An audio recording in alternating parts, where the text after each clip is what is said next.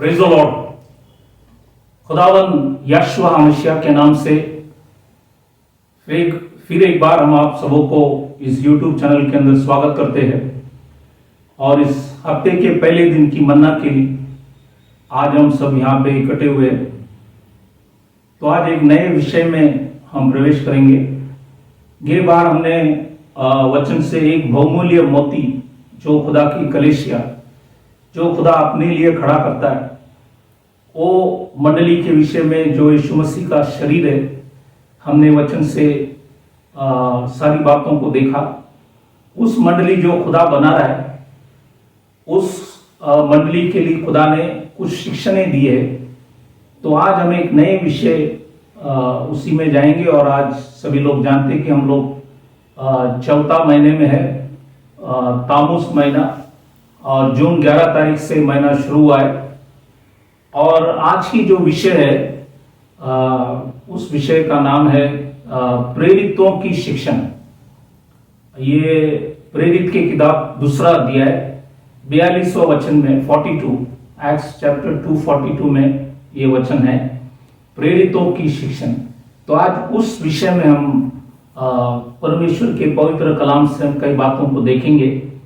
तो पहले हम इसी के विषय में कुछ परिचय करेंगे, इंट्रोडक्शन।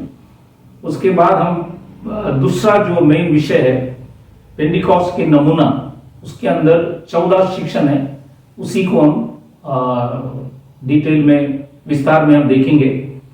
तो आज वचन में जाने से पहले हम प्रार्थना करें ताकि खुदा हमें बुद्धि और समझ दे उसके वचनों को समझने के लिए। तो आइए सभी लोग अपने आंखों को बंद करें, सिरों को झुकाएं, प्रार्थना करें।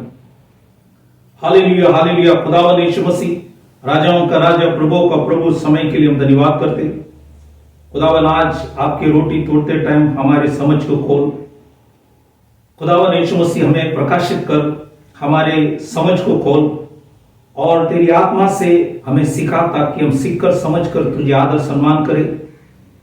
हम अपने बुद्धि से नहीं, लेकिन आपकी वचन से समझने के लिए हमें सिखा, और हमें बुद्धि दे, और हमें ठीक से वचन के साथ वचन मिलाकर बोलने के लिए प्रभु मदद कर, दया कर, अनुग्रह कर, ताकि हम घटे और आप हमारे जीवन के अंदर बढ़े। सबों को आशीष कर, सभी के ऊपर दया कर, और शैतान के कामों से हमें लंबे रख, और आपकी महिमा के लिए हर काम होने के लिए हम प्रार्थना करें। छोटी सी विनंती खुदावन यीशु मसीह के नाम से मांगता हूं, सुन कबूल कर, आमीन। तो आज की जो विषय है, प्रेरितों की शिक्षण। प्रेरित की किताब दूसरा अध्याय 42 में लिखा है, 42 एक्ट्स चैप्टर 2:42 के अंदर। पहला चीज हम परिचय देंगे इसी के विषय में। ये जो प्रेरित जो शब्द है, ये यूनानी भाषा में अपोस्टोलोस कहता है।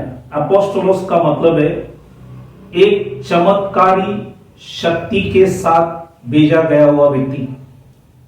उनको बोलते हैं कि प्रेरित, या उनको सेवा के लिए अलग किया गया, अलग करना, इंग्लिश में लिखा है सेट अपार्ट। तो ये है प्रेरित। और जो शिक्षण है, इंग्लिश में डॉक्ट्रिन, ये यूनानी भाषा में है, ये है कि दिदाके का मतलब है निर्देश और शिक्षा या उपदेश, शिक्षा या उपदेश या निर्देश। तो ये है शिक्षा का, डॉक्ट्रिन का मतलब। और जब कलीसिया खुदा ने खड़ा किया, तब विशेष करके आप देखेंगे 3 प्रेरित थे, जैसा पत्रोस, पौलोस और यूहन्ना। इन्होंने विशेष कई बातों को वचन में लिखा है। पत्रोस ने कलीसिया की जो नमूना है, वो पेंटिकॉस्ट के दिन सिखाया, जो मूल शिक्षा है। क्योंकि यदि किसी को मंडली अगर खड़ा करना है, तो इस शिक्षा के आधार पर होना चाहिए, जो हम आगे देखेंगे। और जब पौलुस मसीह में आए, तब उन्होंने भी शिक्षा की जो सांचा है, फॉर्म ऑफ डॉक्ट्रिन, उन्होंने वो भी सिखाया है। खास करके आप देखेंगे रोमियो की किताब से जैसा उन्होंने 7 कलीसिया खड़ा किया, तो उस सब कलीसिया के अंदर उन्होंने शिक्षा क्या होना चाहिए मंडली के विषय में बहुत से बातों को उन्होंने सिखाया। और आखिरी में युवान जो प्रेरित थे, उन्होंने 7 कलीसिया की जो परिस्थितियां हैं वो प्रकाशित वाक्य 2 और 3 में लिखा गया, और उसके बाद अंतिम समय के भविष्यवाणी के विषय में भी उन्होंने सिखाया। और ये प्रेरितों की शिक्षा जो है, मतलब ये खास करके ये जो प्रेरित है पत्रोस, पौलोस, यूहन्ना, उसके साथ याकूब और यूदा भी है, इन सभी लोगों की शिक्षा को खरा उपदेशक कहता है, साउंड डॉक्ट्रिन, खरा उपदेशक कहता है। तो इसलिए यह है, हमने आपको परिचय दिया। अब हम दूसरा विषय में जाएंगे, पेंटिकॉस्ट की नमूना। हर समय खुदा ने जैसे तंबू बनाया तो उन्होंने वहां पे नमूना दिया गया मूसा को कि इस ढंग से इसको बनाना। उसी समान सुलेमान के टाइम भी जब मंदिर बना गया तभी भी उन्होंने भी मूसा की नमूना को सामने रखकर उन्होंने वो मंदिर को बनाया। और आगे जब दोबारा जब मंडली खड़ा किया, तो दोबारा जब मंडली खड़ा किया जरुब्बाबेल ने, उन्होंने भी उसी वचन के आधार पर, मतलब जो नमूना पहली बार तंबू के अंदर थे उसी के आधार पर उन्होंने उसी को बनाया। और इसलिए ये जो नमूना है नए करार के अंदर भी पेंटिकॉस्ट के दिन इसी के आधार पर नमूना लिखा गया। और परमेश्वर के दास पत्रोस पेंटिकॉस्ट के दिन 14 शिक्षण सिखाया। और उसके बाद जब पौलोस थे, यूहन्ना थे, याकूब थे, यूदा थे, तो ये सभी लोगों की सभी दासों ने भी कुछ शिक्षण सिखाए। लेकिन विशेष जो है, मंडली जब स्थापन हुआ तब पत्रोस ने 14 शिक्षण मंडली को दिया गया। वो आज हम विस्तार से देखेंगे कि ये 14 शिक्षण क्या है, जिसको कहते हैं प्रेरितों की शिक्षण। इसी के विषय में हम वचन से देखेंगे। तो इसलिए हम प्रेरित की किताब हम जब जाएंगे तो दूसरा अध्याय वहां से 36 वचन से ये जो शिक्षण है शुरू होता है। और ये जो वचन आप जब पढ़ेंगे तो 46 तक 36 टू 46 आपको 14 शिक्षण उन्होंने लिखा गया। ये मूल शिक्षण है, फाउंडेशनल टीचिंग जो है ये है। और इसका पहला जो शिक्षण है वो 36 में लिखा है, जो यीशु को तुमने क्रूस के ऊपर टंगाया, या जो याशुआ को तुमने जो क्रूस के ऊपर टंगाया, वो प्रभु भी है, वो मसीह भी है। ये जो प्रभु वर्ड जो यूनानी भाषा में कुरियोस करता है और इब्रानी भाषा में अदुनाई करता है, उनका अलग अलग नाम है। जुना करार में यहोवा भी है, यावे, एलोहिम है। तो ये जुना करार का परमेश्वर वही शरीर में जब आया तो उनका नाम रखा गया यीशुआ।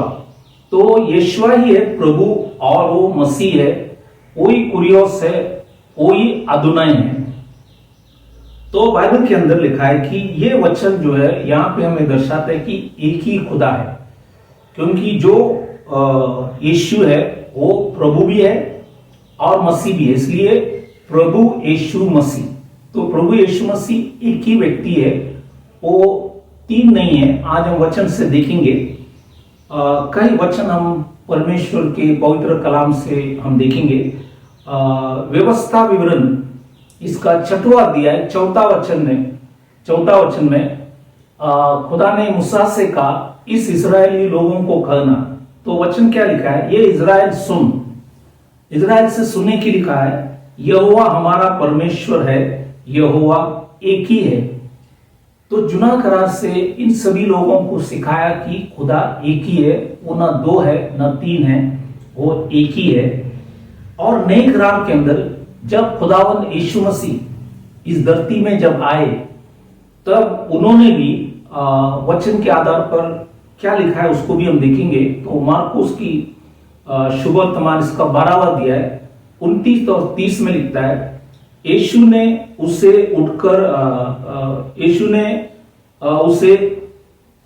उत्तर दिया, सब आज्ञाओं में से यह मुख्य है, ये इज़राइल सुन, प्रभु हमारा परमेश्वर एक ही प्रभु है। तो उन्होंने यीशु मसीह ने आके उसको कंफर्म किया, उसको परिपूर्ण किया वो वचन को कि वो सही वचन है। और लिखा है कि और तू प्रभु अपने परमेश्वर से अपने सारे मन से, तो ये एक ही खुदा उसको सारे मन से और सारे प्राण से, और लिखा है कि सारी बुद्धि से और सारी शक्ति से प्रेम रखना। 4 चीज यहां पे लिखा है कि बाइबल के अंदर लिखा है, अपने सारे मन से नंबर 1, अपने सारे प्राण से नंबर 2, अपनी सारी बुद्धि से नंबर 3, और अपनी सारी शक्ति से चौथा चीज लिखा है प्रेम करना करके। वो एक ही खुदा को हम दाएं बाएं कभी मुड़े नहीं, हम सारा जीवन वो एक ही खुदा को माने, क्योंकि वो पूरे बाइबल के अंदर आप पढ़ेंगे, नया नियम या पुराना नियम दोनों भी जब आप पढ़ेंगे तो दोनों जगह पे लिखा गया कि खुदा एक ही है। मैंने आपको जुना करार से वचन बताया, नए करार से भी बताया। अब और भी कुछ वचन हम देखेंगे। पहली यूहन्ना 5 का 7वां वचन, अब ये हिंदी में वचन नहीं है तो इंग्लिश में आपको इसको देखना पड़ेगा। तो इंग्लिश केजेवी बाइबल जो है, किंग जेम्स वर्जन बाइबल, उसमें आप पढ़ेंगे तो उसका तर्जुमा किया हुआ है, वो है पहला यूहन्ना 5:7 में लिखता है, और आकाश में 3 साक्षी है, पिता, वचन और पवित्र आत्मा, ये तीनों एक है। तो यहां पे लिखा है कि ये तीनों एक है, ऐसा नहीं लिखा है कि ये तीनों 3 है, इसलिए यहां पे लिखा है तीनों एक है। और यूहन्ना की शुभ वर्तमान इसका 10:30 में लिखता है, स्वयं यीशु मसीह ने स्वयं कहा, मैं और पिता एक है। उन्होंने नहीं कहा 2 है, इसलिए हमने ऊपर देखा पहला यूहन्ना 5:7 में 3 एक है, और यहां पे लिखता है 2 एक है। और प्रकाशित वाक्य 4:2 में लिखता है, और उस सिंहासन पर कोई बैठा था। इंग्लिश में लिखा है one sat on the throne, एक कोई बैठा था। तो वहां पे लिखा है एक ही बैठा है, 3 नहीं ना 2 है, तो इसलिए 3 एक है करके लिखा है, 2 एक है, एक एक है, इसलिए वचन में लिखता है कि एक ही है, एक ही खुदा है। और यूहन्ना की किताब 8वां अध्याय 58 जो वर्ड है 8:58, यहां पे लिखा है कि पहली इसकी कि इब्राहिम उत्पन्न हुआ, मैं हूं। यीशु मसीह ने कहा इब्राहिम उत्पन्न होने से पहले मैं हूं, मतलब इब्राहिम से पहले खुदावन यीशु मसीह था, और आदम के भी पहले भी थे, क्योंकि जब कुछ ने बनाया तब वो परमेश्वर था। जब उन्होंने पहला चीज जो भी बनाया, चाहे वो मॉलिक्यूल हो, आटम हो, व्हाटएवर जो भी बनाया, तो वो चीज के लिए वो पिता बने। और वही खुदा जो पिता था वो शरीर में जब आए तो उनको बेटा कहा गया। खुदा को बेटा नहीं है, बेटा कहा गया, क्योंकि वो बेटे के रूप में इस धरती में आए, स्त्री से जन्मा हुआ, इसलिए उनको बेटा करके कहा गया। और वही यीशु मसीह जब हमारे पापों के लिए मरा और तीसरे दिन जी उठा, वो पवित्र आत्मा के रूप में प्रकट हुआ, और उनका नाम था यीशुआ। तो बाप, पुत्र, पवित्र आत्मा, ये खुदावन यीशु मसीह है। ये वचन से आपको इसको समझना बहुत जरूरी है, क्योंकि याकूब की किताब 2:19 में लिखता है, बुक ऑफ जेम्स चैप्टर 2:19, याकूब की किताब 2:19 में लिखता है तुझे विश्वास है कि एक ही परमेश्वर है, तू अच्छा करता है। अगर एक ही परमेश्वर आप विश्वास करता है तो लिखा है, याकूब लिखता है, तू अच्छा करता है। दुष्ट आत्मा भी विश्वास रखते और थरथराते हैं। लेकिन अफसोस की बात यह है कि हमारे ईसाई लोग विश्वास नहीं रखते और न थरथराते। लेकिन शैतान को मालूम है कि, दुष्ट आत्मा को मालूम है कि एक ही खुदा है, और वही शैतान जो है लोगों को सिखाता है कि परमेश्वर 3 है, 2 है, और अलग अलग चीज सिखाते। लेकिन वचन में लिखा है कि दुष्ट आत्मा भी जानते हैं कि वो एक ही है और वो उनके सामने थरथराते हैं। इसलिए आज हम भी एक ही खुदा को मानकर थरथराना है, क्योंकि वही सृष्टि करता है। और ये जानना बहुत जरूरी है, क्योंकि मैं भी स्वयं नहीं जानता था, लेकिन 40 साल पहले खुदा ने दासों के द्वारा इसको प्रकट किया। क्योंकि मैं भी मेथोडिस्ट बैकग्राउंड से है, तो हमने कभी वचन पढ़ा नहीं, ना वचन को ढूंढा, लेकिन नियत समय पे खुदा हमारे आंखों को खोलकर हमें सिखाया।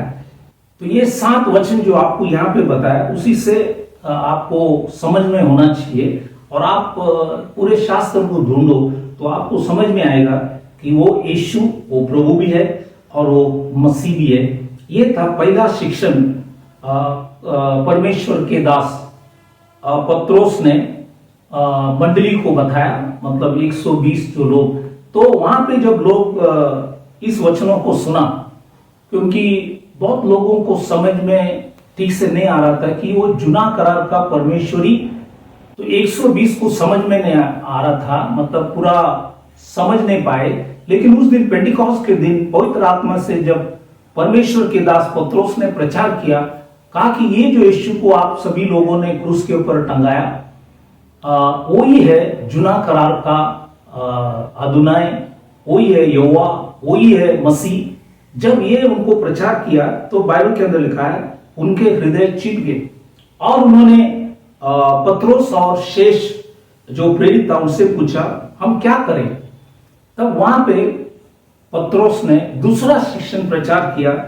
वो शिक्षण 2:38 में लिखा है, मन फिराओ। तो दूसरा जो शिक्षण है कि एक्ट्स 2:38 प्रेरित की 2:38 में लिखा है मन फिराओ, इंग्लिश में लिखा है रिपेंट। अब ये जो विषय है, यदि हम गलत शिक्षण में है या हमें समझ में नहीं आया अब तक, तो आज हमें भी पश्चाताप करना है और खुदा की ओर मुड़ना है। और ये जो पश्चाताप हर चीज के लिए हमें करना है, हमारे पापों के लिए करना है। हम अगर कोई गलत विश्वास है तो अगर हम मुड़ के आएंगे तो हमें भी पश्चाताप करना है। तो इसलिए पश्चाताप के विषय में मत्ती के शुभ वर्तमान 3 अध्याय 2 वचन मैथ्यू 3:2 में लिखता है, यूहन्ना जो बपतिस्मा देने वाला था, उन्होंने पहली बार ये वचन को नए करार में प्रचार किया और कहा, मन फिराओ क्योंकि स्वर्ग का राज्य निकट आ गया है। तो ये यूहन्ना द बपतिस्मा ने ये वचन को प्रचार किया। इसी वचन को खुदावंद यीशु मसीह ने भी लेकर उन्होंने जब प्रचार शुरू किया, उन्होंने भी किया। मत्ती की किताब 4:17 में, मैथ्यू 4:17 में उस समय से यीशु ने प्रचार करने और ये कहने आरंभ किया, मन फिराओ क्योंकि स्वर्ग का राज्य निकट आया है। तो यीशु मसीह ने भी वही वचन को लेकर प्रचार किया।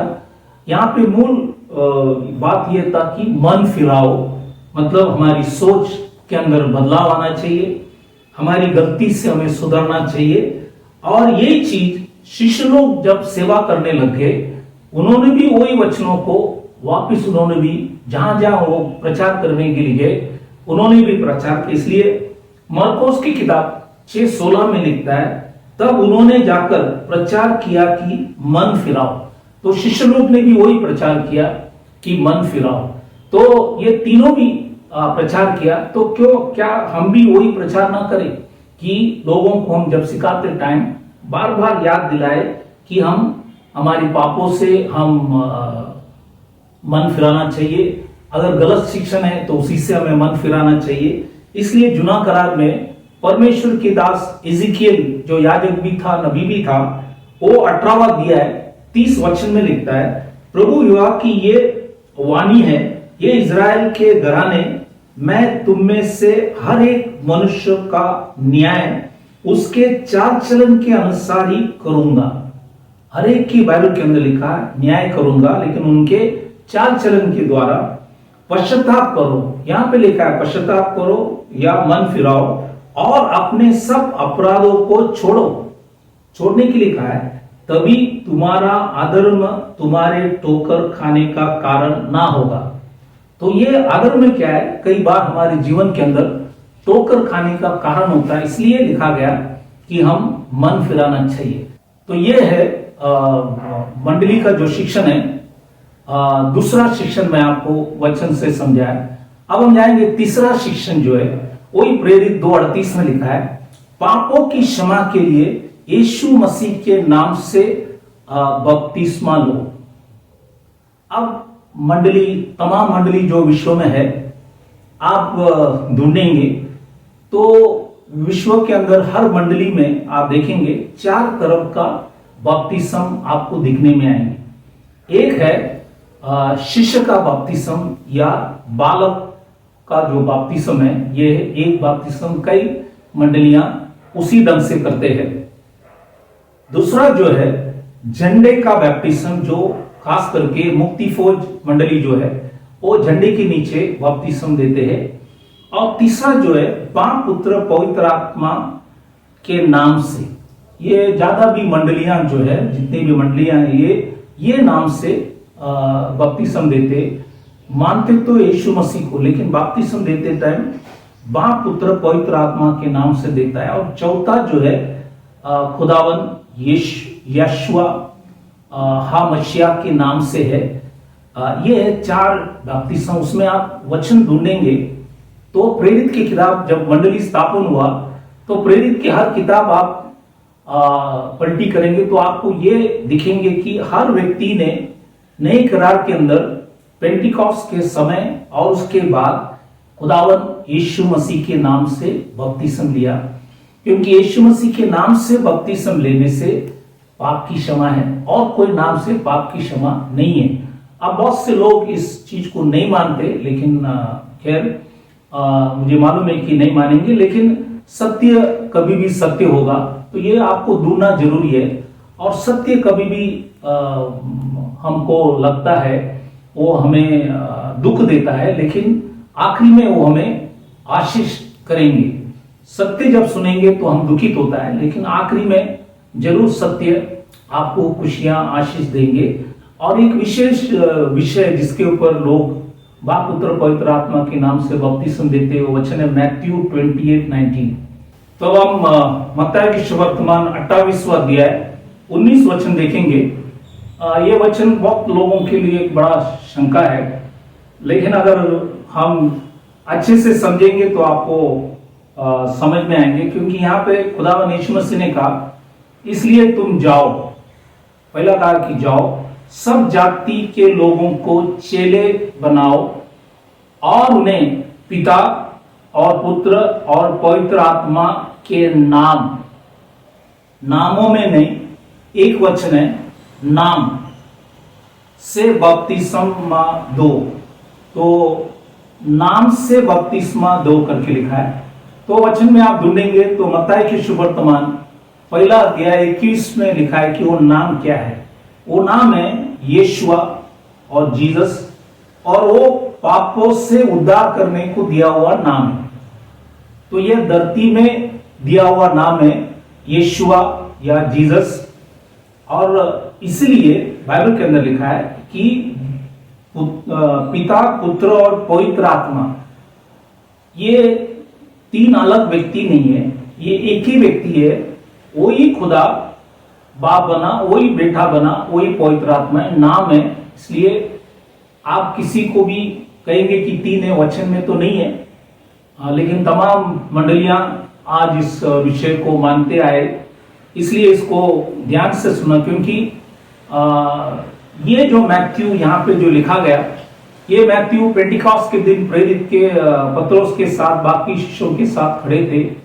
उनको वहां पे कोई समस्या नहीं आया, क्योंकि उनको भी समझ में आया कि पिता पुत्र पवित्र आत्मा का नाम जो है यीशुआ है, इसलिए उस दिन सभी लोगों को खुदावंद यीशुआ मसीहा के नाम से बपतिस्म दिया गया।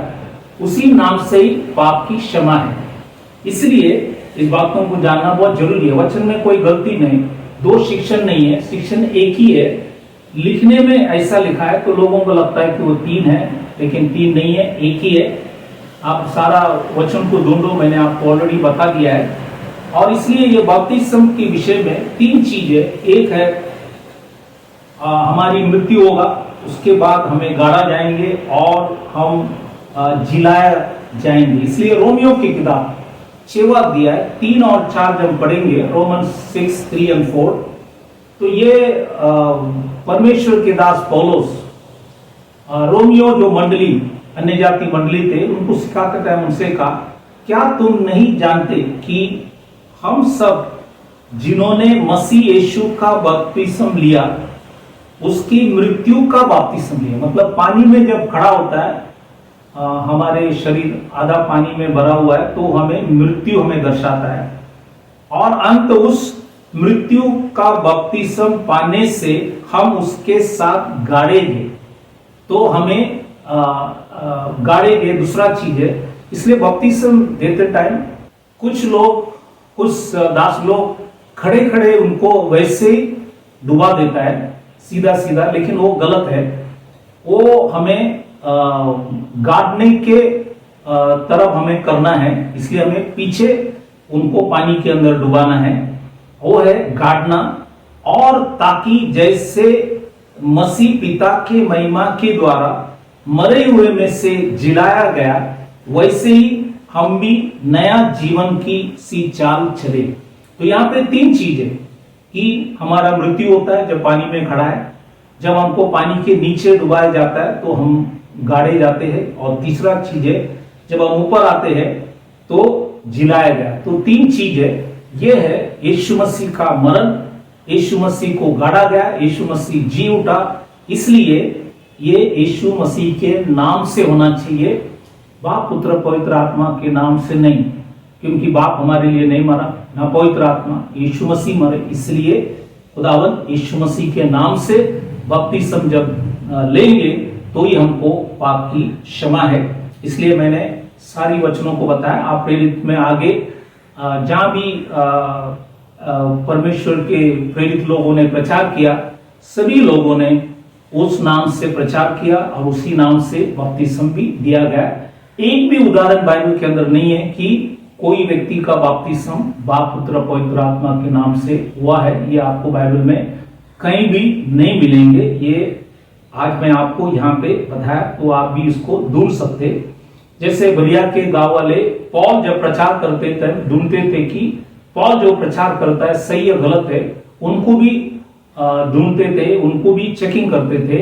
इसलिए आज हमें भी परखना बहुत जरूरी है। प्रचारकों को परखो, वचन को परखो, सही चीजें जानो ताकि प्रभु तुम्हें आशीष करे। यह है तीसरा शिक्षण। तो चौथा जो शिक्षण है प्रेरित 2:38 में लिखा है, तो तुम पवित्र आत्मा का दान पाओगे। दानो नहीं, दान एक वचन है, क्योंकि वरदान तो 21 से बाइबल में, दान जो है वो पवित्र आत्मा स्वयं है। तो पवित्र आत्मा का दान मतलब पवित्र आत्मा स्वयं वो आपको देंगे। इसलिए मत्ती की सुवर्तमान 3:11 में लिखा है, मैं तो पानी से तुम्हें मन फिराव का बपतिस्म देता हूं, परंतु जो मेरे बाद आने वाला है वो मुझसे शक्तिशाली है, मैं उसकी जूती उठाने के योग्य नहीं। वह तुम्हें पवित्र आत्मा और आग की बपतिस्मा देगा करके वचन में लिखा गया। ये युहान द बैप्टिस्ट ने वचन यहाँ पे लिखा गया, और इसी के आधार पर यह वचन पूरा होता है। प्रेरित 2:3 में लिखता है, एक्ट्स चैप्टर 2:3 में, और उन्हें आग की सी जीभें फटती हुई दिखाई दी और उनमें से हर एक पर आग ठहरी। ये 120 के ऊपर परमेश्वर की आत्मा आग ठहरी, और ये चीज आप आगे जो वचन में पढ़ेंगे, प्रेरित की किताब 10:44 और 45, तो ये वचन भी जब आप पढ़ेंगे तो यहां पे भी परमेश्वर के दास पत्रोस जब कॉर्नेलियस के घर पे जब गए, तो बाइबल के अंदर लिखा है कि जब उन्होंने वहां पे जाकर, क्योंकि आपको मालूम है कि यहूदी और अन्य जाति कभी मिलते नहीं है, तो खुदा को एक दर्शन देना पड़ा जिसके द्वारा पत्रोस वहां पे गए। इसलिए प्रेरित 10:44 और 45 में लिखता है, 44-45, पत्रोस ये बातें कही रहा था कि पवित्र आत्मा वचन के सब सुनने वालों पर उतर आया और जितने कटना किए हुए विश्वासी पत्रोस के साथ आए थे, वे सब चकित हुए कि अन्य जाति पर भी पवित्र आत्मा का दान, यहां पे भी लिखा है पवित्र आत्मा का दान, दानों नहीं, दान उंडेला गया है। तो यहां पे आप देखेंगे खुदा तुमको पवित्र आत्मा देंगे, और पवित्र आत्मा मिलने के बाद वो 21 वरदान है बाइबल में, उसमें से कोई भी चीज खुदा आपको देंगे। कई बार लोग प्रचारक लोगों को दान दे देते हैं, लेकिन ये परमेश्वर है देने वाला, उसी के हाथ में है। जो भी वरदान है वो देंगे, आप उस वरदान को पहचान सकेंगे अगर हम वचन के अंदर ही बना रहेंगे। तो ये है चौथा शिक्षण मैंने आपको बताया। पांचवा जो शिक्षण था, ये प्रेरित की किताब 2:40 में लिखा है, अपने आप को इस टेढ़ी जाति से बचाओ। तो आज भी हम इस टेढ़ी जाति के बीच में हम रहते हैं। दुनिया पूरा टेढ़ा है, एक समय में हम भी टेढ़े थे, लेकिन खुदा ने आपको और हमको सुधारा। वही खुदा आज आपको भी हमको भी सुधार सकता है।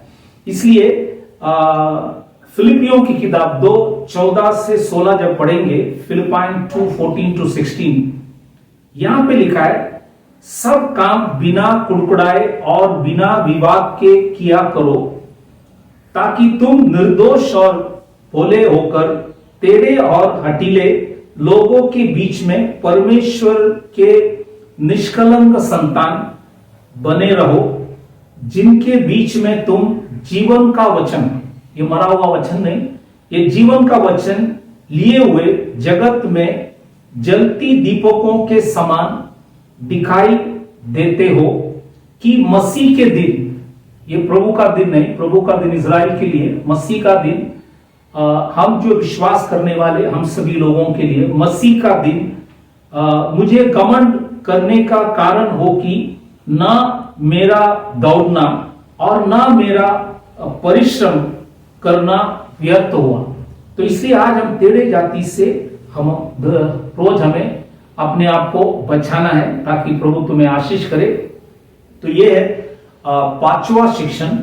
छठवां शिक्षण जो है प्रेरित की किताब 2:42 जो वचन है, 42 में जब पढ़ेंगे, 42 एक्ट्स 2:42 में लिखा है, प्रेरितों की शिक्षण। यह है मुख्य चीज। आज हम वचन से कई बातों को देखेंगे, और आज ये इसलिए प्रचार कर रहे हैं कि सत्य को प्रचार करे, नाम के लिए, मान के लिए, पैसे के लिए, पेट के लिए, भीड़ जमाने के लिए, अच्छे व्यूज होने के लिए नहीं, और ना कोई पोजीशन या कोई पावर के लिए नहीं, लेकिन उसकी महिमा होना चाहिए। आदि में शिक्षा है वो सभी लोग जानना चाहिए, इसलिए इस बातों को प्रचार कर रहे। और ये प्रेरितों की जो शिक्षा है, पहले चीज अध्यक्ष के विषय में, दासों को और प्रचारकों के विषय में ये लिखा है। पहली तिमोथियस इसका 3 अध्याय 4 और 5 में लिखता है, अपने घर का अच्छे प्रबंध करता हो और अपने बाल बच्चों को सारी गंभीरता से अधीन रखता हो। जब कोई अपने घर ही का प्रबंध करना न जानता हो, तो परमेश्वर की कलीसिया की रखवाली कैसे करेंगी। तो ये प्रचारक जो है वो उनका शादी होना चाहिए, एक ही बीवी होना चाहिए, और उनके बच्चे, बाइबल के अंदर लिखा है, आधीनता में उनको वचन से बढ़ाना है, ये वचन में लिखा गया है। और इसलिए आज बहुत से सेवक लोग शादी नहीं करते फिर लेकिन मंडली चलाते, बहुत से प्रीस्ट आप देखेंगे शादी नहीं किया है लेकिन मंडली चलाते। ये खुदा के वचन के विरुद्ध है, इसलिए कई बार गलतियां हो जाता है उनके हाथों से। इसी की वजह से शैतान के मुंह में आकर हम पड़ जाते, इसलिए इस बातों को वचन से समझना बहुत जरूरी है। ये प्रेरितों का शिक्षण में एक शिक्षण है। दूसरा है अन्य भाषा के विषय में वचन से आपको यह बताना है कि पहली कुरिन्थियों की किताब 14वां अध्याय 23वां वचन, 1 Corinthians 14:23 में लिखा है, अंत यदि कलीसिया एक जगह इकट्ठी हो और सबके सब अन्य भाषा बोले और बाहर वाले या अविश्वासी लोग भीतर आ जाए तो क्या वे तुम्हें पागल ना कहेंगे? वो पागल कहेंगे। सभी लोग अन्य भाषा में बोल रहे और वो एक मार्केट में जैसे सभी लोग बोलते वैसे हो जाएंगे, तो ये परमेश्वर की पवित्र कलीसिया है, मार्केट नहीं है। इसलिए इस बातों को समझना बहुत जरूरी है। ये पेंटिकॉस्ट के बाद जब परमेश्वर के दास प्रचार कर रहे थे कई मंडलिया के अंदर, कुछ गड़बड़े उन्होंने देखे, इसलिए उन्होंने इस साफ बातों को लिखा गया, इसी ढंग से हमें करना है। वो कैसा है, जैसे पहला कुरिन्थियों 14 उसका 27 वचन 14:27 में लिखता है, यदि अन्य भाषा में बातें करनी हो तो 2 या बहुत हो तो 3 जन बारी बारी पीछे पीछे से बोले और एक व्यक्ति अनुवाद करे। तो उसको अनुवाद करना चाहिए, उसको तर्जुमा करना चाहिए ताकि बाकी लोग वो भाषा समझ सकेंगे। अगर कोई व्यक्ति चाइनीज भाषा बोल रहा है, सभी लोग कैसे समझेंगे? तो अगर समझना है तो कोई एक व्यक्ति अनुवाद करना चाहिए, ये वचन में लिखा गया। लेकिन आज तमाम मंडली के अंदर आपको दिखेंगे नहीं, सबको जबरदस्ती किया जाता है कि अन्य भाषा में बोलो नहीं तो तुमको पवित्र आत्मा नहीं है। ये वचन में वैसा नहीं है। वरदान 21 है, खुदा ही वरदान देते हैं, पास्टर लोग नहीं। ये बातों को जानना जरूरी है। 28 वचन वही पहला कुरिन्थियों 14:28, 1 Corinthians 14:28 में लिखा है, परंतु यदि अनुवाद करने वाला ना हो तो अन्य भाषा बोलने वाला कलीसिया में शांत रहे और अपने मन से और परमेश्वर से बातें करे। तो ये भी लिखा गया, तो सब विस्तार में लिखा है। आप पहले कुरिन्थियों 14वां अध्याय में ये अन्य भाषा के विषय में विस्तार में लिखा है, लेकिन आज मंडलियों में आपको और कुछ चीज दिखने में आएंगे, इसलिए हमें ये सारी बातों से सुधारना है। और एक शिक्षण ये है कि बाल ओढ़ने के विषय में वचन में क्या लिखा है देखो। जैसे पहले कुरिन्थियों की किताब 11वां अध्याय 15 वचन में 1 Corinthians 11:15 में लिखता है, परंतु यदि स्त्री लंबे बाल रखे तो उसके लिए शोभा है। तो लंबा बाल बाइबल में लिखा है शोभा है। तो खुदा ने वचन में लिखा है कि स्त्री को लंबा बाल होना चाहिए। जैसा वचन में लिखा है कि लंबा बाल होना चाहिए, लोगों ने काट दिया। बहुत से लोग बॉब्ड है, फिर वो अपने सिर पे जब चर्च में आएंगे स्कार्फ पहनेंगे या साड़ी का जो पल्लू है ऊपर डालेंगे। अब ये वचन में नहीं है। क्यों नहीं है? क्योंकि लिखा है क्योंकि बाल उसको ओढ़ने के लिए दिया गया है। वचन में साफ लिखा है बाल ओढ़ने के लिए है, तुम्हारे सिर को ओढ़ने के लिए बाल दिया गया, इसलिए स्त्री से का बाल लंबे रखे। अब बहुत से लोग इस विषय में झगड़े करते। हमें झगड़ा नहीं करना है, हमें विश्वास करना है, क्योंकि बाइबल में आप पढ़ेंगे मेरी जो था यीशु मसीह के पास आकर उनका बाल लंबा था, इसलिए उन्होंने यीशु मसीह का पांव को अभिषेकित किया बालों से। अगर बाल छोटा रहेगा तो कैसे करेंगे, या बॉब्ड होगा तो कैसे करेंगे? इसलिए यहाँ पे ये वचन लिखा है, इसलिए ये वचन को भी हमें जानना है, क्योंकि हर वचन खुदा की प्रेरणा से लिखा हुआ है। और एक वचन, स्त्री कलीसिया में बातें करना लज्जा की बात है, इसलिए कलीसिया में स्त्री बात नहीं कर सकता है, क्योंकि वचन में लिखा है देखो पहली कुरिन्थियों की किताब 14वां अध्याय 34 और 35, 1 Corinthians 14:34-35 में लिखता है, स्त्रियां कलीसिया की सभा में चुप रहे क्योंकि उन्हें बातें करने की आज्ञा नहीं परंतु आधीन रहने की आज्ञा है, जैसा व्यवस्था में लिखा भी है।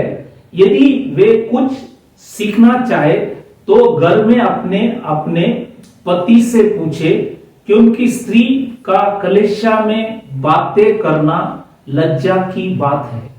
लेकिन आज तमाम मंडली के अंदर, बहुत से जगह के अंदर स्त्रियों को पास्टर बना दिया, स्त्री प्रचार करते हैं मंडली के अंदर। ये वचन के आधार पर नहीं है। आप बोलेंगे देखो बहुत से लोग करते हैं, देखो वचन के आधार पर वो गलत है। लोग बहुत से चीज करते हैं, हमें आज देखना है कि वचन में क्या लिखा है, उसी के आधार पर हमें सब करना है। अगर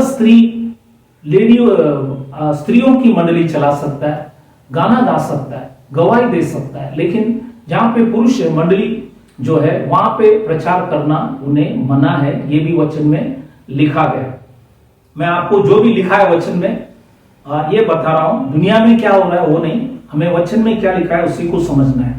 और एक विशेष बात यह है कि वस्त्र के विषय में भी लिखा है, विशेष करके स्त्रियों के लिए भी लिखा गया। पहली तिमोथियोस 2 अध्याय 9 और 10 में, 1 तिमोथियोस 2:9 और 10 में लिखा है, ये लिखा है, वैसे ही स्त्रियां भी संकोच और संयम के साथ, बाइबल के अंदर लिखा है, सुहाने वस्त्र, अच्छे वस्त्र पहनना है, शरीर को पूरे कवर करना है, क्योंकि हम पवित्र खुदा की स्तुति करते, आराधना करते, तो हम पापों के लिए कोई कारण न बने, हमारे शरीर पापों के कारण न होना चाहिए। इसलिए लिखा है, सुहाने वस्त्रों से अपने आप को सवारे, न कि बाल गूंदने और सोना।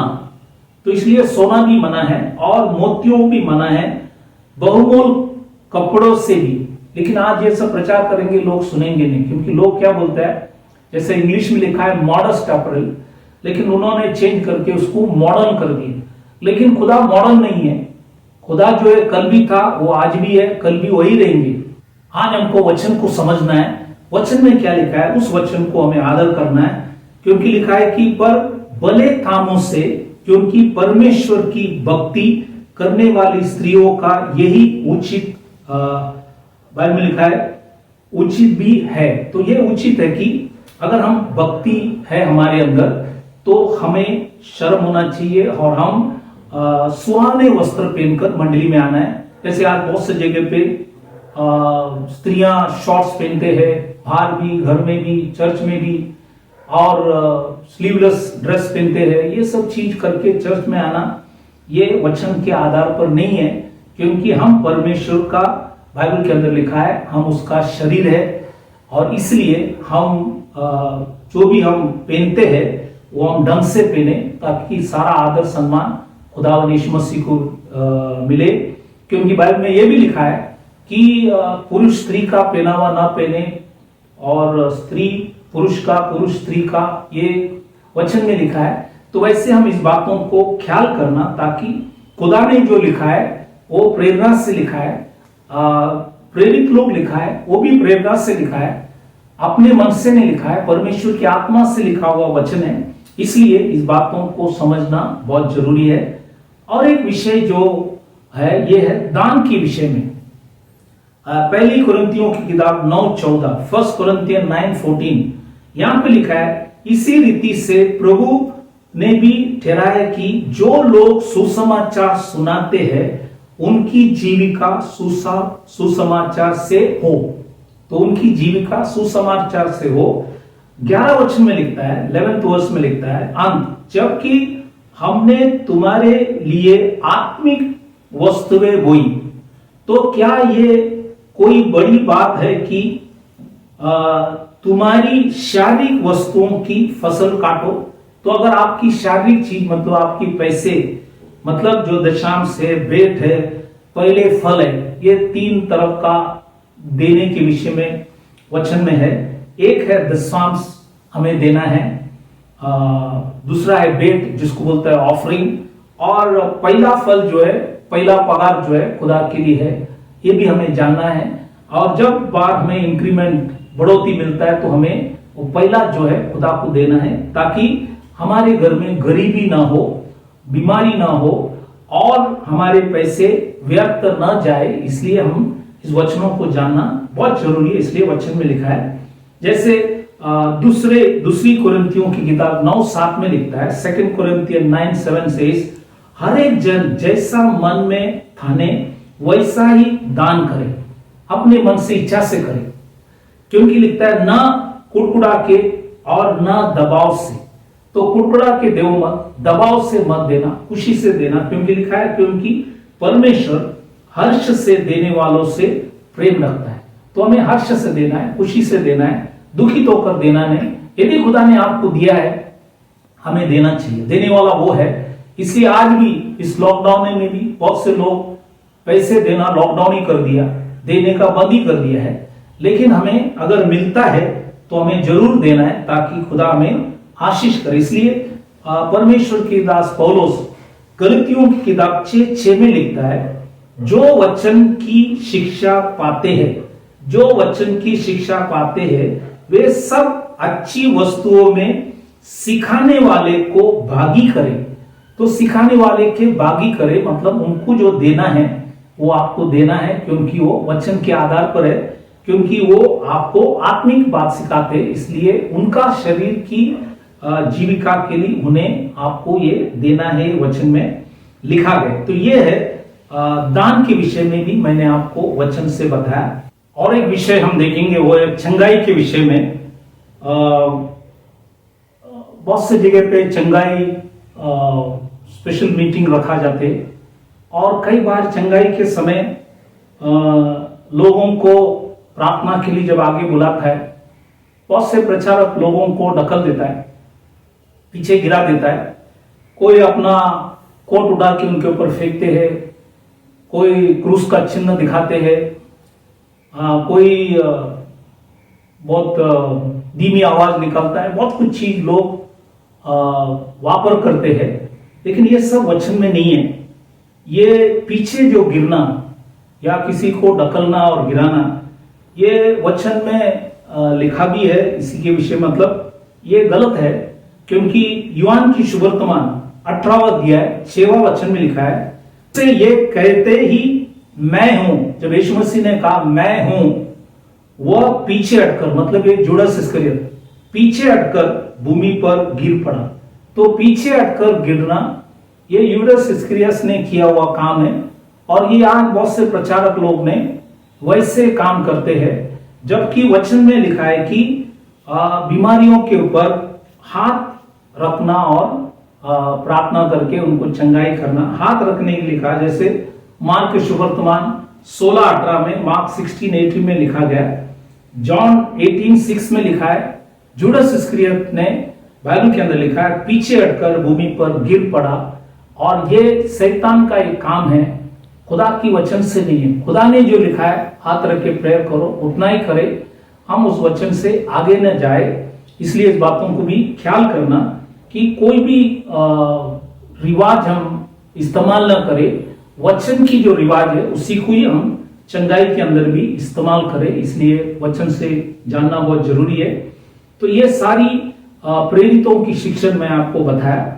अब हम 7वां शिक्षण में जाएंगे, ये है संगति रखना, फेलोशिप। ये 7वां शिक्षण मंडलियों के लिए दिया गया। हिब्रानियों की किताब 10:25 में लिखता है, और एक दूसरे के साथ इकट्ठा होना न छोड़े, जैसे कि कितनों की रीति है, सबका नहीं, पर एक दूसरे को समझाते रहे, और यों यों उस दिन को निकट आते देखो, त्यों त्यों और भी अधिक ये किया करो। तो आज हमें वो दिन, जब मसीह का दिन आएंगे, तब तक हमें संगति करना बहुत जरूरी है। प्रेरितों की किताब 12:12 में, एक्ट्स 12:12 में लिखता है, यूहन्ना मरकोस उनके घर में, वहां बहुत से लोग इकट्ठे होकर प्रार्थना कर रहे थे। किस लिए? क्योंकि पत्रोस को लोगों ने पकड़कर बंदीगृह में डाले, इसलिए मंडलियां वहां पे बैठकर प्रेयर कर रहे थे। तो यूहन्ना मरकोस जॉन मार्क के घर में सभी लोग बैठकर प्रार्थना कर रहे थे। इसलिए इकट्ठा करना, प्रार्थना करना, एक दो मिलकर प्रार्थना करना ये जरूरी है, ये वचन में लिखा हुआ। इसलिए संगति हमें रखना है। कम से कम हम इस परिस्थिति के अंदर भी घर में साथ में रह के प्रार्थना करना बहुत जरूरी है। यह है 7वां शिक्षण। 8वां जो शिक्षण है, प्रेरित की किताब 2:42 में आप पढ़ेंगे, वहां पे लिखा है रोटी तोड़ना।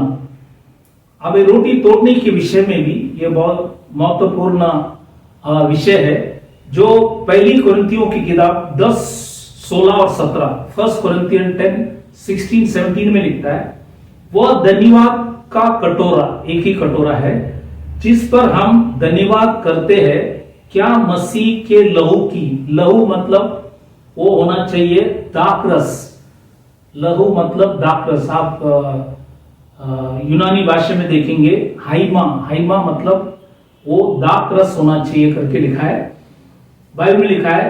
तो लिखा है क्या मसीह का लहू की सहभागिता, नहीं, वह रोटी एक ही रोटी है जिससे हम तोड़ते हैं, क्या वह मसीह की देह की सहभागिता है? तो एक ही रोटी है, वो देह की सहभागिता में दर्शाता है।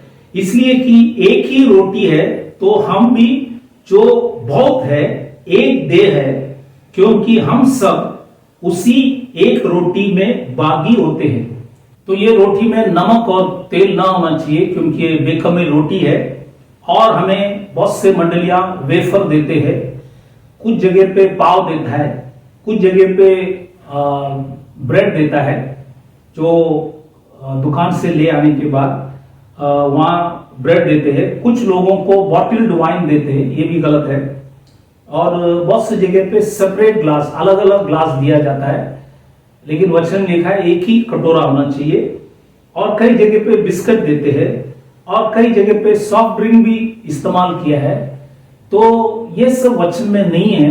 वचन में जो लिखा है कि हमें जब देते टाइम द्राक्षरस देना है, और रोटी घर में बनाकर बिना तेल और नमक से बनाकर रोटी, एक ही रोटी को तोड़कर सबको देना है, क्योंकि हम एक ही देह है। यह है वचन में लिखा गया। और इसी के साथ पाव धोने का विधि भी बाइबल में लिखा है। यूहान के सुवर्तमान 13, 4 से 17, जॉन 13, 4 to 17 में पाव धोने के विषय में भी लिखा है कि हमें नम्रता हमारे अंदर खुदा पैदा करता है, एक दूसरे को आदर करने के लिए। इसलिए हमें, क्योंकि जब पत्रोस ने कहा कि मेरा पाव नहीं धोना चाहिए, तो यीशु मसीह ने कहा यदि मैं, 8वां वचन में लिखता है, यदि मैं तुझे ना दूं तो मेरे साथ तेरा कुछ भी साझा नहीं है। तो ये पीटर डरकर बोला खाली मेरा पाव नहीं, मेरे हाथ और सिर भी धो ले, क्योंकि पीटर डर गए। कितने साल साथ में सेवा करने के बाद यीशु मसीह ने कहा मेरा और तेरा कोई साझा नहीं है, तो वो डर गए। तो इसलिए ये भी एक विधि है जो हमें रोटी तोड़ते टाइम, प्याले पीते टाइम, ये भी विधि हमें वचन के आधार पर करना है। 9वां शिक्षण है प्रेरितों की किताब 2:42 में, एक्ट्स 2:42 में लिखा है प्रार्थना। और इनके साथ प्रार्थना मतलब कभी भी उपवास जुड़ा है, इसलिए प्रार्थना और उपवास करना भी बहुत जरूरी है। प्रेरित की किताब 6:4 में, एक्ट्स 6:4 लिखा है कि परंतु हम तो प्रार्थना में और वचन की सेवा में लगे रहेंगे। तो इसलिए ये हमें इसी में लगे रहना है हमें। और प्रेरित की किताब 13वां अध्याय 2 और 3 में लिखता है, एक्ट्स चैप्टर 13, 2 और 3 में भी लिखा है, जब वे उपवास सहित प्रभु की उपासना कर रहे थे, तो पवित्र आत्मा ने कहा मेरे लिए बारनबास और सौल को उस काम के लिए अलग करो जिसके लिए मैंने उन्हें बुलाया है। तो यहाँ पे पवित्र आत्मा ने कहा कि वो दोनों अलग सेवा करे। फिर लिखता है तब उन्होंने उपवास और प्रार्थना करके और उन पर हाथ रखकर, देखो यहाँ पे भी लिखा है उन पर हाथ रखकर उन्हें विदा किया।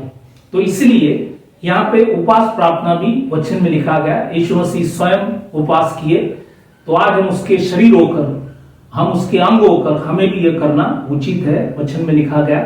10वां जो शिक्षण है प्रेरित की किताब 2 अध्याय 43 वचन 43 में लिखा है भय छा गई, मंडली के अंदर भय आए, फियर ऑफ गॉड, खुदा की डर आए। जैसे प्रेरित की किताब 5वां अध्याय 5 और 11 वचन पढ़ेंगे, एक्ट्स 5 and 11।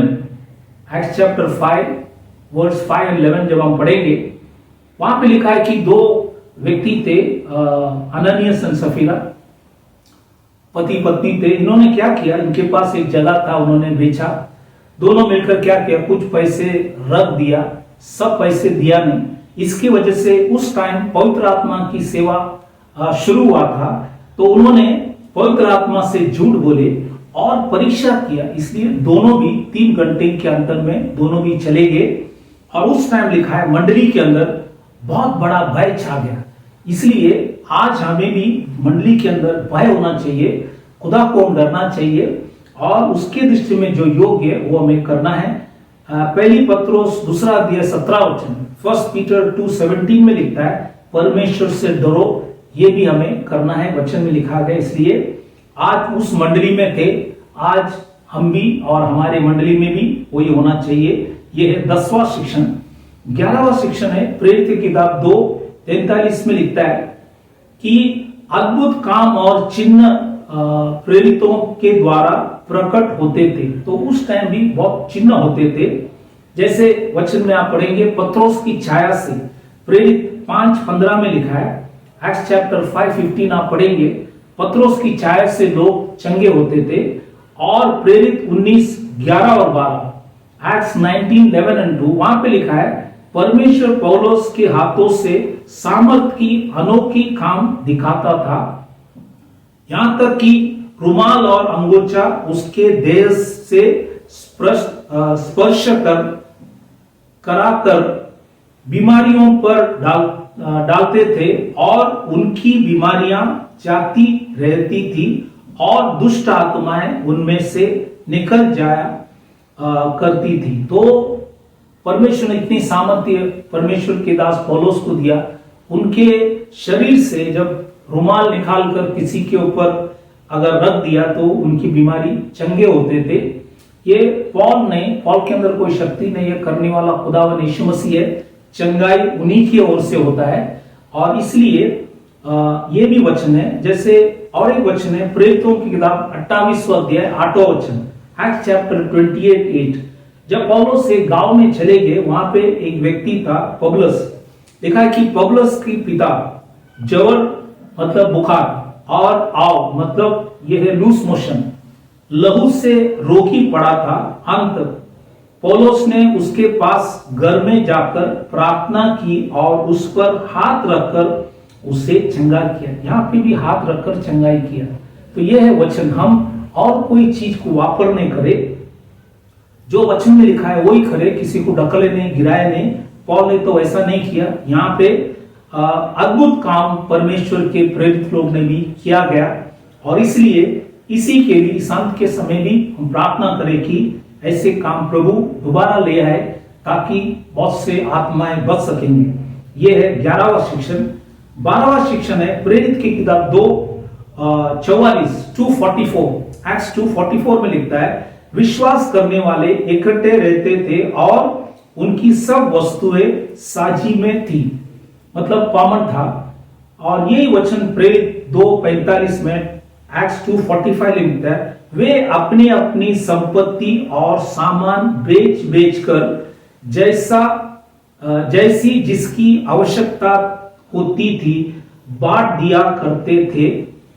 ये वचन प्रेरित 4 अध्याय 34 और 35 में लिखा है। एक्ट्स चैप्टर 4:34-35 में लिखा है उस समय के अंदर प्रेरित लोगों ने और विश्वासी लोगों ने उनके पास जो भी संपत्ति थे वो सब बेचकर जिनको जैसा जैसा आवश्यकता है उनको बांटते थे और एक साथ वो लोग विश्वास में जीते थे। ये वचन में लिखा गया। ये है 12वां शिक्षण। 13वां शिक्षण है प्रेरित की किताब 2:46 एक्ट्स चैप्टर 2:46। यहां पे लिखा है प्रतिदिन एक मन होकर मंदिर में इकट्ठा होते थे, वन अकॉर्ड, एक मन से इकट्ठा होते थे। और ये प्रेरित की किताब 1:14 में, एक्ट्स 1:14 में 120 ने बाइबल के अंदर लिखा है एक मन होकर मंदिर में इकट्ठा होते थे। और प्रेरित 4:24 एक्ट्स 2:24 में भी लिखा है और एक्ट्स 5:12 5वां अध्याय 12 में भी लिखा है। और प्रेरित की किताब 8:6 में, एक्ट्स 8:6 में जब फिलिपोस समाज में प्रचार करने गए। लिखा है कि एक चित्त होकर सभी लोगों ने मन लगाया और परमेश्वर के वचनों को सुने। इसलिए इकट्ठा होना भी और एक मन से भी होना बहुत जरूरी है, तब परमेश्वर अपना कार्य कर सकेंगे। ये है 13वां सेक्शन। 14वां सेक्शन है प्रेरित 2:46। इसमें लिखा है घर घर में रोटी तोड़ना।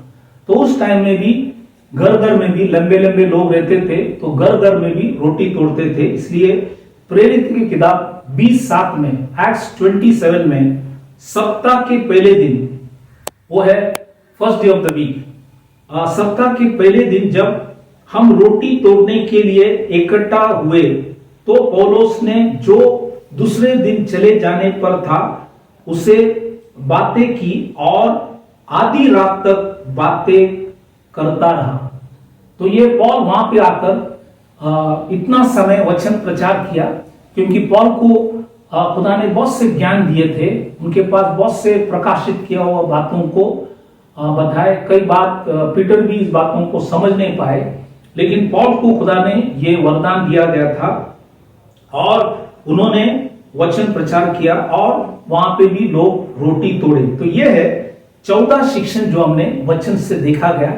विस्तार में सारी बातों को आपको बताया, ताकि ये जो पहला मंडली खुदा ने खड़ा किया, उस मंडली का 14 शिक्षण है। इसलिए कोई भी प्रचार मंडली खड़ा करना है, इस वचन के आधार पर करे, ताकि खुदा उन्हें आशीष करे। ये मंडली को लेने के लिए खुदा आज आपको मालूम है कि वो आने वाला है, वो एक तेजस्वी कलेशिया है और वो अपने लिए मंडली खड़ा कर रहा है। वो मंडली में वो उसने वचन में लिखा है, ये मेरा मंडली है, वहां पे मेरे भेड़ होगा और मेरे पास्टर होंगे, मेरे दास होंगे, सब मेरा करके उन्होंने लिखा है। इसलिए क्योंकि एक फाइनल वचन ये आपको बताना है, अंत के समय में जैसा हमारे समय है, दूसरा तिमोथियस 4:2-4, सेकंड तिमोथियस 4:2-4, यहां पे लिखा है कि तू वचन का प्रचार कर। परमेश्वर की दास पौलुस तिमोथियस से कहा कि तू वचन का प्रचार कर, समय और असमय तैयार रह, सब प्रकार की सहनशीलता और शिक्षण के साथ बुलाना दे और डांट और समझा। तो डांटना भी है। तो आज सत्य वचन जब प्रचार करेंगे, वो एक तरफ का डांटना है। इसका मतलब ये नहीं कि हम किसी के विरुद्ध है, लेकिन आज सत्य को प्रचार कर रहे।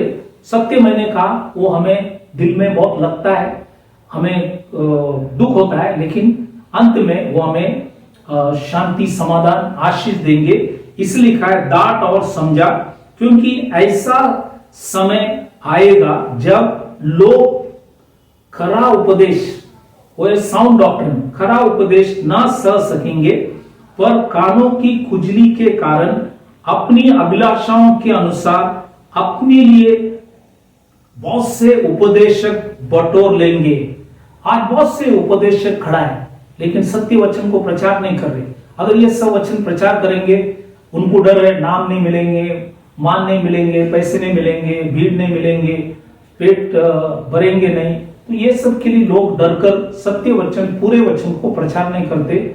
जो लोगों को अच्छा लगता है वो प्रचार करता है, लेकिन अगर लोगों को दुखित होता है वो वचन को प्रचार नहीं करते। इसलिए यहाँ पे लिखा है बहुत से उपदेशक बटोर लेंगे और अपने कान सत्य से फेरकर, कान सत्य से फेरकर कथा कहानियों पर लगाएंगे। तो इसलिए आज बहुत से मंडलियों में कथा कहानी प्रचार किया जाता है, वचन नहीं, वचन से वचन मिलाकर नहीं, कथा कहानी। इसलिए लोग विश्वास में पीछे हट गए, बहुत विश्वास से चले गए, क्योंकि कथा कहानियों के ऊपर कान लगा। इसलिए हम प्रचार करते टाइम सिर्फ वचनी प्रचार करें।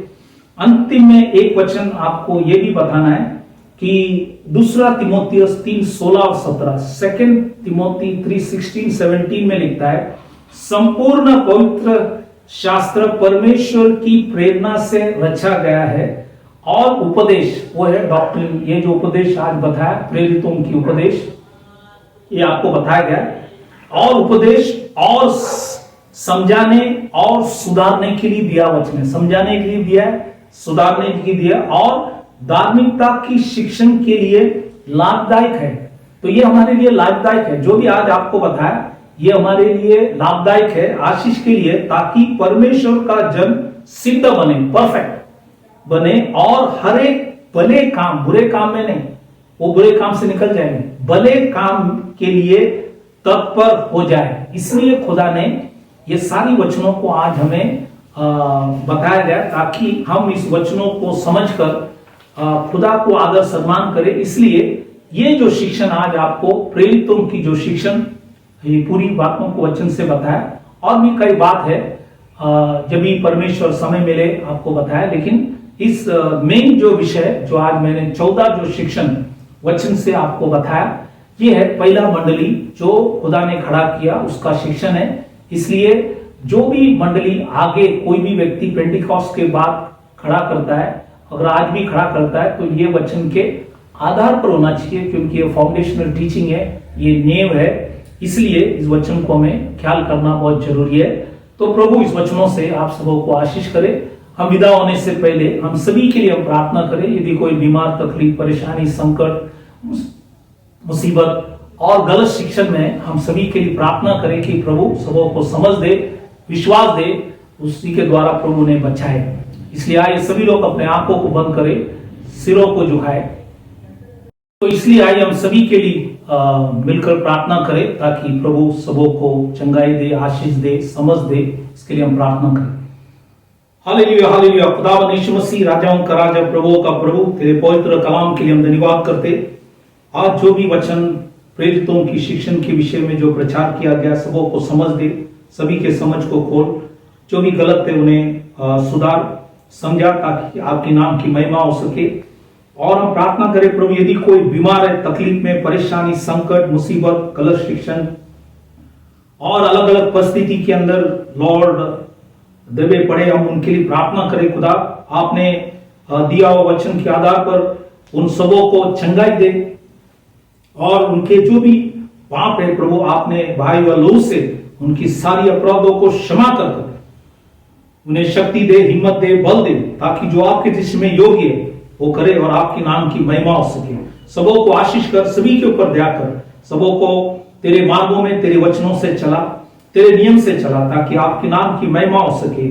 और जो मंडली के लिए आप आ रहे, उसमें हम एक योग्य अंग बनकर जीने के लिए हम सबों को सिखा समझा प्रभु। सबों को आशीष कर। छोटी सी विनंती, खुदावन यीशु मसीह के नाम से मांगता हूं, सुन कबूल कर, आमीन। तो फिर एक बार आप सबों को धन्यवाद करना चाहता हूं कि आप लोग इस वचन को सुन रहे। कुछ बातों को आपको अच्छा नहीं लगा होगा, लेकिन ये वचन सत्य है। आप वचन को ढूंढिए। हम नाम के लिए, मान के लिए नहीं, लेकिन लोगों के पास सत्य पहुंचना चाहिए, इसलिए हम ये वचन को प्रचार कर रहे। आप इस वचनों को ढूंढ सकते। तो प्रभु इस वचनों से आप सबों को आशीष करे। जब तक हम फिर नहीं मिलते, खुदा आप सबों को आशीष करे, आशीर्वाद करे। Thank you very much. Praise the Lord.